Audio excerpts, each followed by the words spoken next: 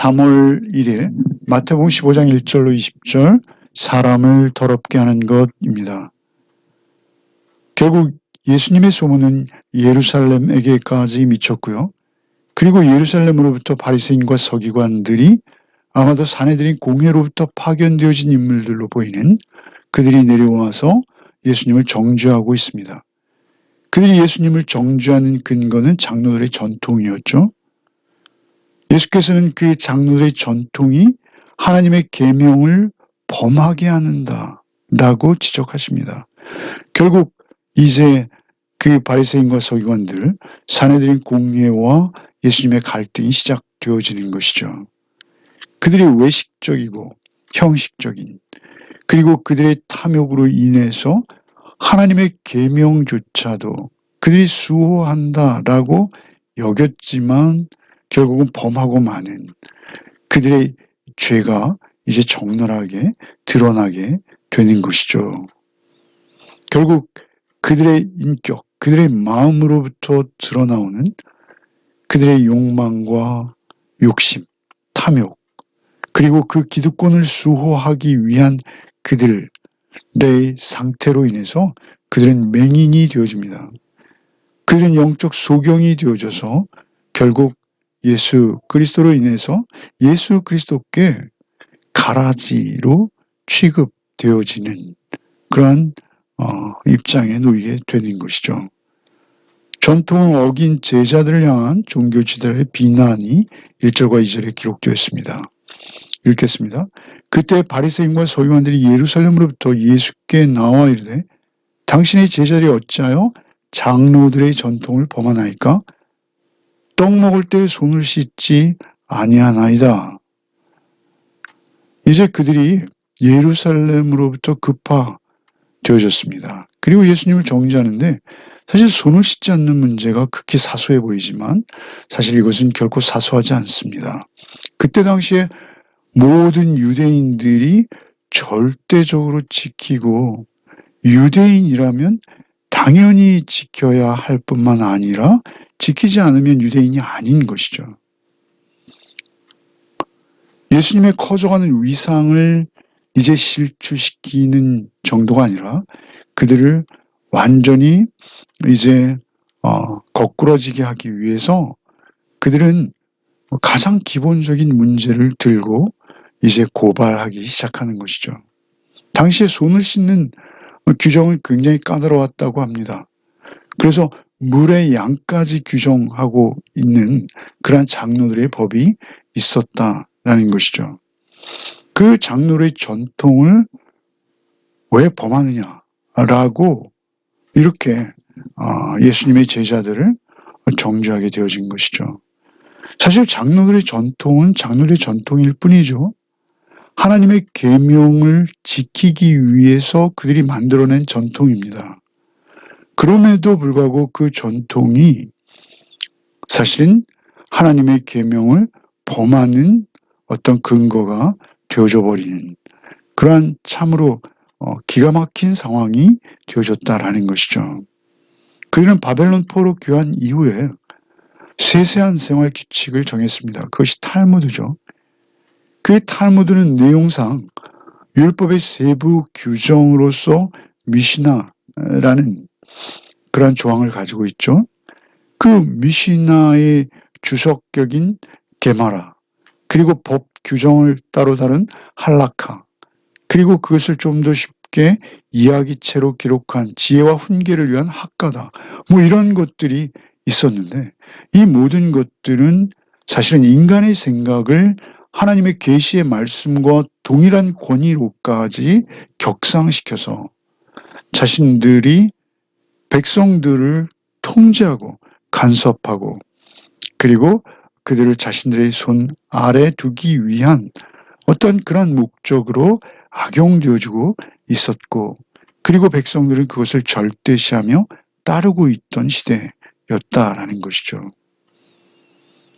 그래서 예수께서는 그 장로들의 전통이 사실은 하나님의 말씀을 폐하여 버렸구나라고 그들에게 반론하시죠. 그 내용이 3절부터 11절입니다. 읽겠습니다.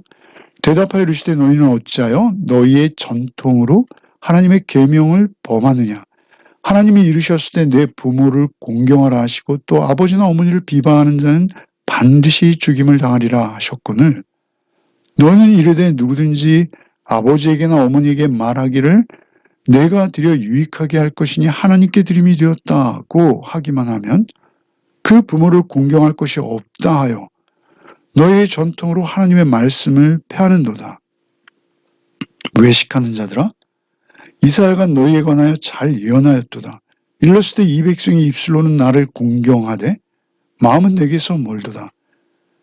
사람의 계명으로 교훈을 삼아 가르치니 나를 헛되이 경배하는도다 하였느니라 하시고 무리를 불러 이르시되 듣고 깨달으라. 입으로 들어가는 것이 사람을 더럽게 하는 것이 아니라 입에서 나오는 그것이 사람을 더럽게 하는 것이니라. 예수께서 그들이 손을 씻지 않는 장로들의 전통을 위반하는 제자들을 정죄하자 예수께서 반문하십니다. 너희는 어찌하여 너희 전통으로 하나님의 계명을 범하느냐. 너희의 전통과 하나님의 계명이 있는 것이죠. 너희의 전통이 중요하냐 하나님의 계명이 중요하냐를 묻고 계시는 것이죠. 4절에 하나님이 이르셨으되 내 부모를 공경하라 하시고 하나님이 이르셨다라는 것이죠. 장로들이 이른 것이 아니라는 것이죠. 장로들이 명령한 것과 하나님의 명령한 것을 대조하시는 것이죠. 4절에 하나님이 이르셨으되 내 부모를 공경하라. 아버지나 어머니를 비방하는 자는 반드시 죽임을 당하리라 하셨거늘. 그러니까 아버지나 어머니를 비방하는 자 반드시 죽임을 당하리라. 율법입니다. 이것은 계명에 기록된 내용이죠. 그런데 그들이 이 계명을 무효화시킨 것이죠.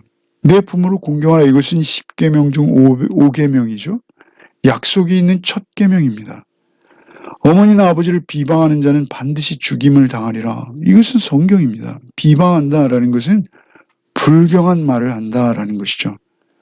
어머니나 아버지, 부모님을 향해서 언어, 말을 잘못해도 극형을 받는 그것이 율법입니다.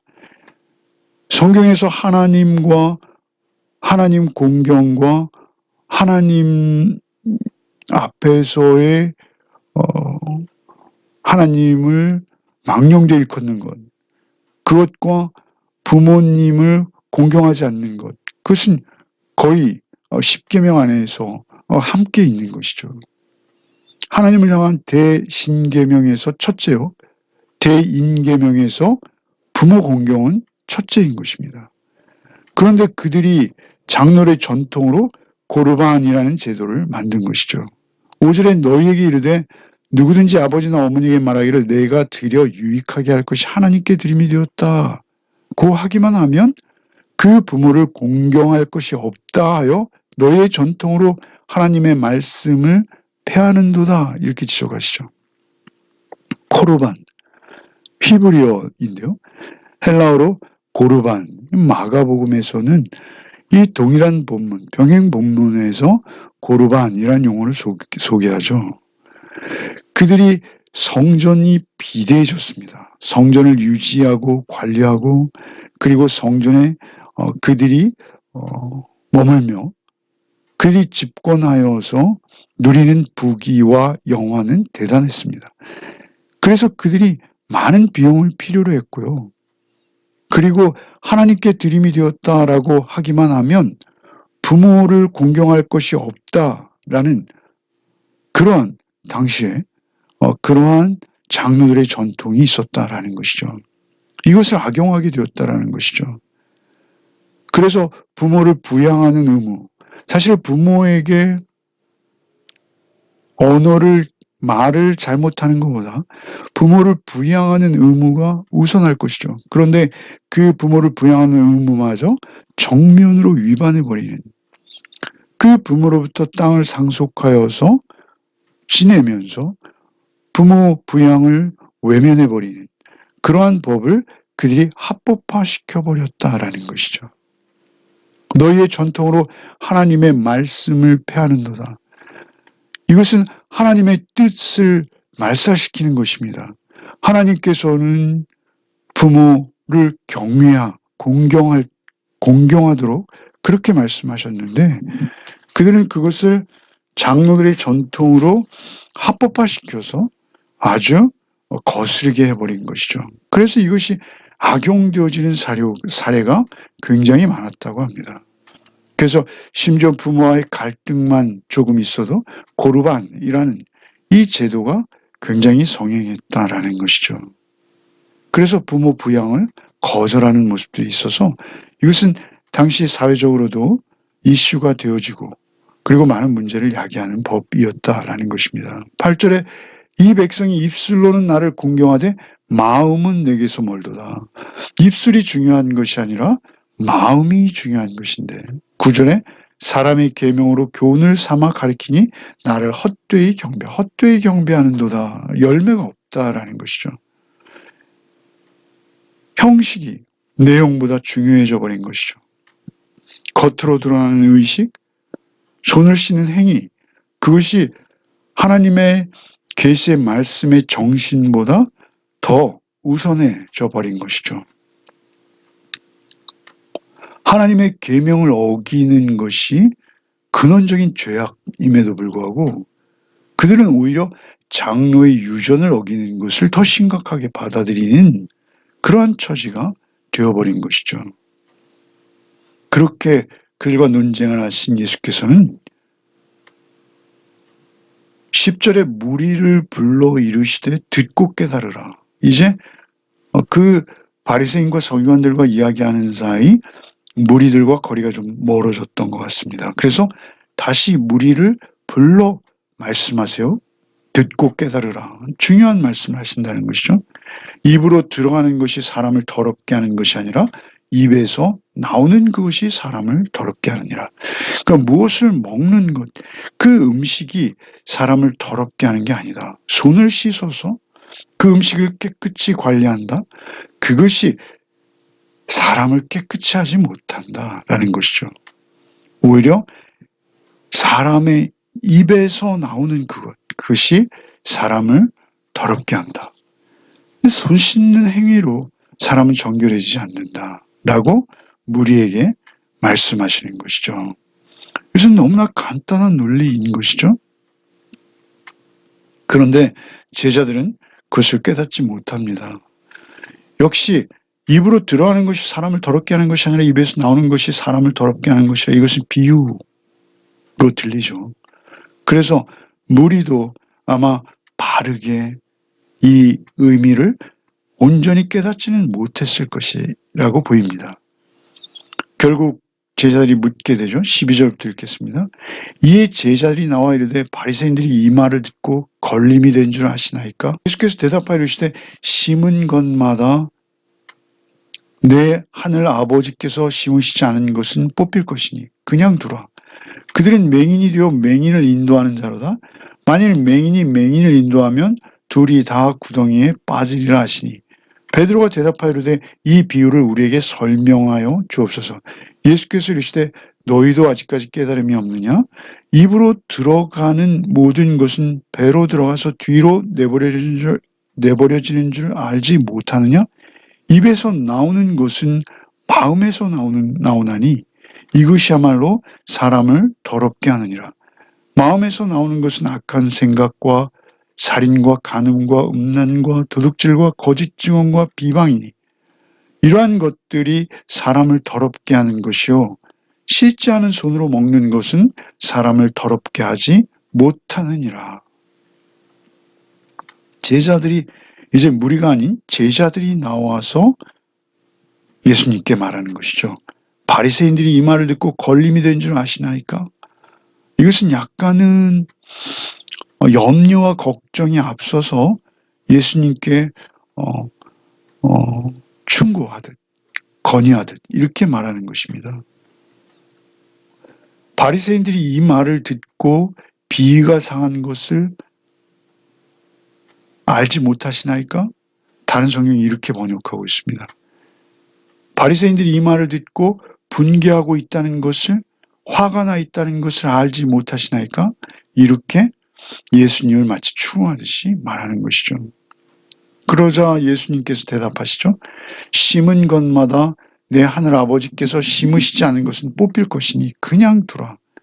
그들은 맹인이 되어 맹인을 인도하는 자다. 맹인이 맹인을 인도하면 둘 다 구덩이에 빠지리라. 예수께서는 그냥 둬라. 심은 것마다 하늘 아버지께서 심지 않으면 뽑힌다. 이것은 가라지의 비유죠. 13장에서 마귀 사단이 와서 뿌리고 갔죠. 심은 것마다 내 하늘 아버지께서 심으시지 않은 것은 뽑힐 것이다. 뽑힌다는 것은 종말의 때, 심판의 때죠. 그냥 두라. 그냥 두라. 너희가 그들과 그들이 비위가 상한 것, 분개하고 있는 것, 화내고 있는 것, 그것으로 인해서 너무 염려하지 말아라. 그것으로 인해서 그들을 설득할 필요도 없고 그들의 화를 가라앉히려고 노력할 필요도 없다. 그냥 두어라 라는 것이죠. 사실 예수님의 제자들은 바리새인과 서기관들을 존경하고 있었을 것입니다.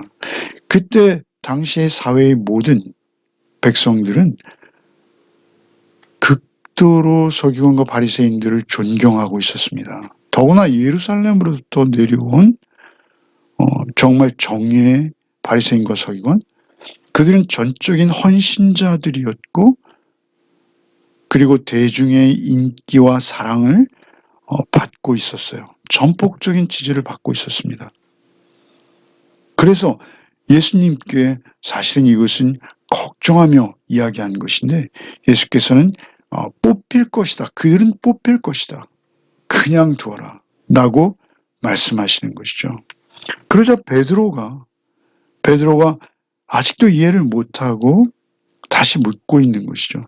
이 비유를 우리에게 설명하여 주옵소서. 그러자 예수께서 너희도 아직까지 깨달음이 없느냐? 제자들도 아직까지 깨닫지 못하고 있는 것, 이해하지 못하고 있는 것을 또 예수께서 추궁하시고 이제 그 비유를 자세히 풀어서 알려주시는 것이 17절 이하죠. 입으로 들어가는 모든 것은 배로 들어가 뒤로 버려지는 줄 알지 못하는 이것은 식물, 우리가 먹으면 음식을 섭취하면 그것이 소화기관을 타고 밖으로 배설되어지는 것을 알지 못하느냐? 입에서 나오는 것은 마음에서 나오나니 이것이야말로 사람을 더럽게 하느냐. 그 음식을 잘못 먹어서 사람이 더러워지는 것이 아니라 사람이 정결해지는 데 있어 중요한 것은 마음이다. 마음은 인격의 좌소이죠. 그것은 그 존재의 전체입니다. 사실은. 마음은 무엇입니까? 그것은 인격입니다. 인격. 그것은 그 전 존재를 대표하는 것이죠.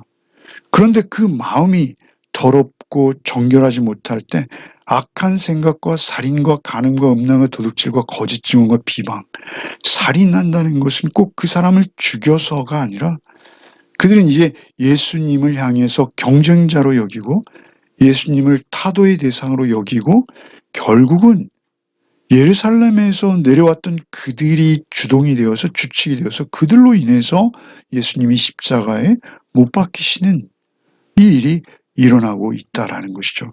그 악한 생각, 살인과 간음과 그 마음에서 나오는 것이 미워하는 것과 간음, 음란과 도둑질과 거짓 증언과 비방이다. 얼마나 자연인의 상태에서 나오는 그들의 존재, 그들의 마음에서 나오는 것들이 더러운지 그 심각성을 말씀해 주시는 것이죠. 결국 마음을 정결하게 하시는 이는 주의 십자가 은혜 외에는 불가능한 것입니다.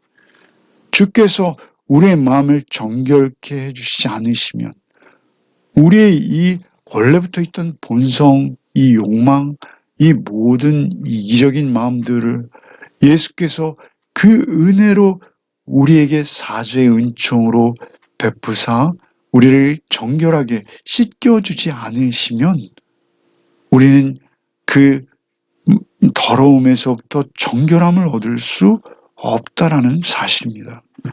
가장 중요한 것은 우리의 마음을 정결케 하시는 이는 주님, 예수 그리스도 한 분이시오.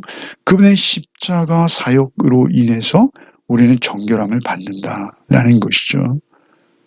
그것이 우리에게 가장 큰 은혜요. 그것이 우리의 구원인 것입니다. 결국 예루살렘 사내들인 공회에 의해서 예수님은 십자가 죽임까지 이르게 되신다라는 것을 우리는 알고 있죠. 우리가 오늘도 하루의 삶을 살아낼 때 오직 우리의 마음이 사실 그때 당시 서기관과 바리새인들의 헌신 그리고 율법을 향한 열정, 열심 이런 것들은 대단한 수준이었고 또 많은 대중들의 인기와 사랑을 받기에 부족함이 없었습니다. 그럼에도 불구하고 결국 그들이 살인과 간음과 음란과 거짓 증언에 그리고 비방에 그들의 마음을 다 빼앗겨 버리는 것이 인간 본연의 모습이라는 것이죠. 오늘도 오직 주님 앞에서 정결한 삶을 살아내는 주님을 힘입어 정결을 이루어드리는 한날이 되시기를 바랍니다. 기도하겠습니다. 주님 감사합니다. 우리의 누추함과 우리의 부정함, 우리의 냄새나는 이 죄악됨을 주께서는 아십니다. 그래서 우리를 구원하시고자 주께서 피 흘리셨음을 우리가 오늘도 잊지 않고 기억하게 하여 주옵소서. 오직 주께서 상한 갈대도 꺾지 아니하시고 꺼져가는 심지도 끄지 아니하시는 긍휼하심으로 우리를 불쌍히 여기심을 기억하게 하여 주옵소서. 오직 주께서 우리를 정결하게 하셔서 우리를 깨끗하게 하셔서 오직 하나님의 말씀에 순종하게 하시는 오직 한 분이심을 잊지 않고 오늘 하루의 삶을 살아내게 하여 주시옵소서. 형식에 매이지 않게 하시고 오직 주의 말씀의 본질을 깨달아 앉아답게 주님만 온전히 의지하는 한날이 되게 하여 주옵소서. 예수 그리스도 이름 받들어 기도하옵나이다. 아멘.